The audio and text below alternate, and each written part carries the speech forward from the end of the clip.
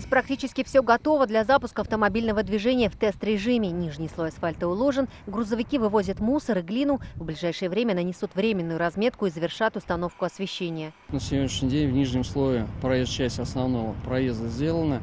Все местные проезды вообще завершены в верхнем слое. И тротуары сделаны.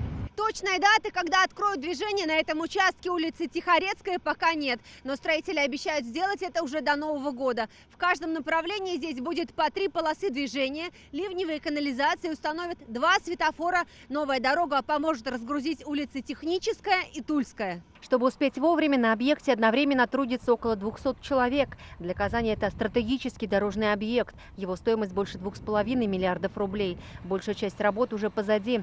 Вынести за пределы трассы инженерные сети, укрепить неустойчивый грунт, переселить жителей 70 домов. Все успели, впереди обкатка. Хотелось бы еще попутно воспользоваться возможностью обратиться к нашим автомобилистам, жителям города, так как движение будет открыто в тестовом режиме, строго соблюдать требования временных дорожных знаков, потому что это безопасно. Новую дорогу, которая соединит проспект Победы с улицей Техническая, казанцы ждут с нетерпением. Она поможет избавиться от пробок, а до промзоны жители Приволжского района смогут добираться за 15 минут. На Тульской постоянно пробки, сильные пробки.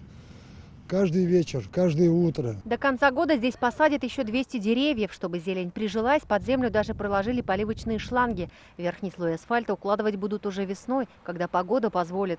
Юлия Гоголева, Данил Филатов, ТНВ, Казань. Закажи рекламу на ТНВ. Телефон в Казани 5 705 100.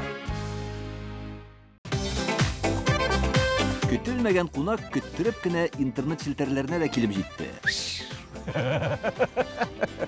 Хәзер бу фильмның барлык серияларын ТНВ.ру сайтында карап була.